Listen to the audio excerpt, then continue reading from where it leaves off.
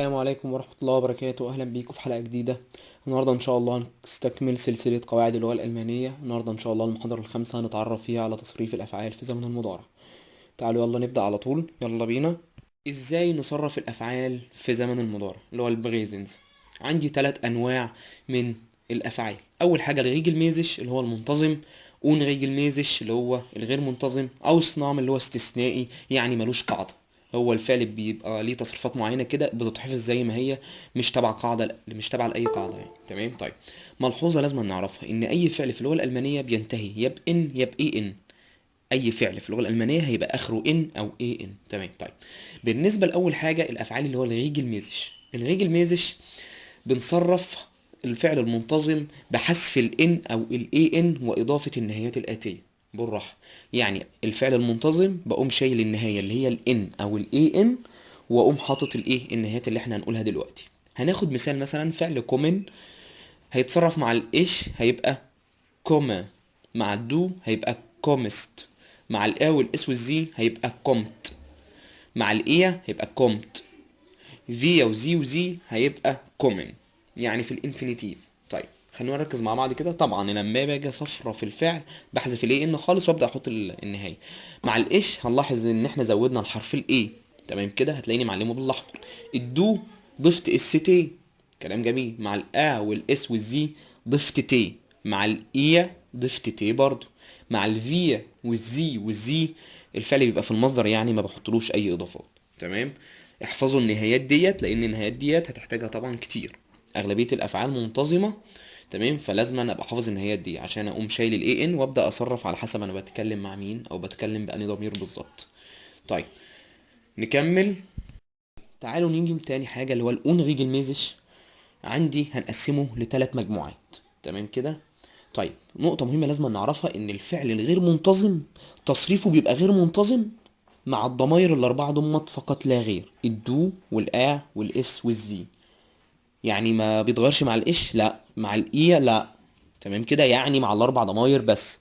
تمام كده، التصريف اللي احنا هنتكلم عنه دلوقتي ده بيتغير بس مع الدو والا والاس والزي. تمام كده. طيب، اول جروب بنحول فيه الحرف المتحرك الأ لأ أوملاوت. بنحول الأ لأ أوملاوت. طيب، نشوف مثال كده، يلا بينا.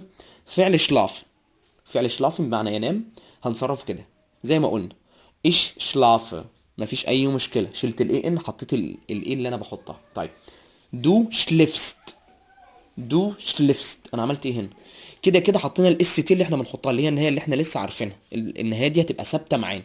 طيب، حولت الأ بقى لأ وملاوت. تمام، انا عاملهم بالاحمر عشان تاخدوا بالكم منها. طيب، ا اس زي شليفت.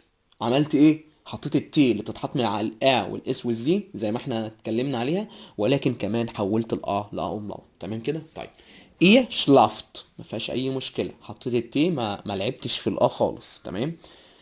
فيا وزي وزي زي ما قلنا هيبقى في الانفينيتيف شلاف. طيب، الجروب التاني بحول فيه الحرف المتحرك الاي، بحوله لاي.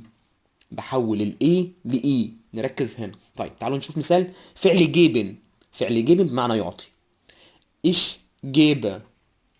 ايش جيبه. عملت ايه؟ حطيت ايه. كلام جميل. طيب، دو جبست.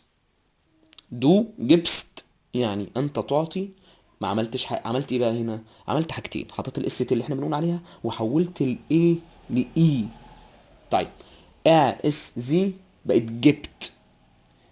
عملت ايه؟ حولت الاي لاي وزودت النهايه اللي هي التي اللي احنا متعودين عليه. طيب، ايه جبت. wir sie geben.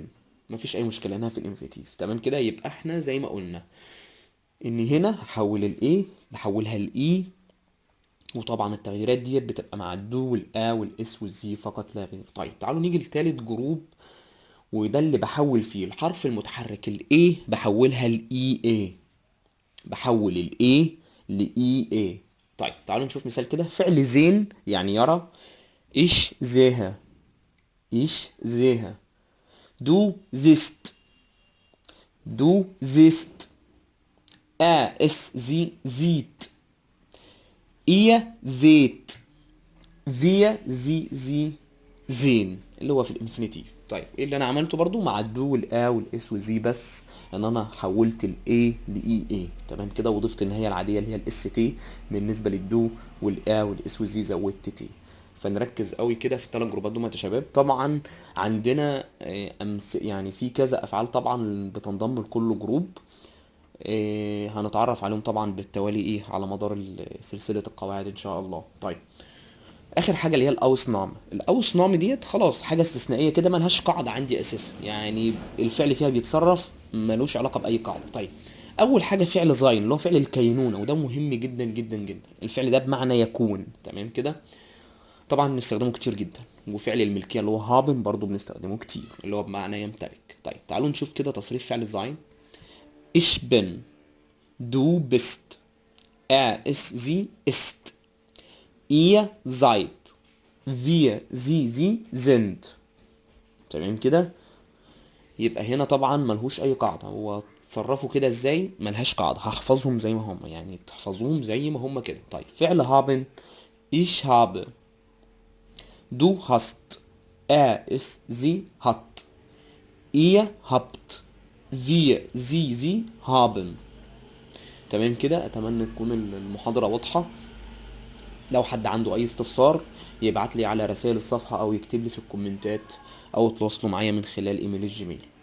اتمنى تكون المحاضرة مفهومة، وقابلكم ان شاء الله في حلقة جديدة، والسلام عليكم ورحمة الله وبركاته.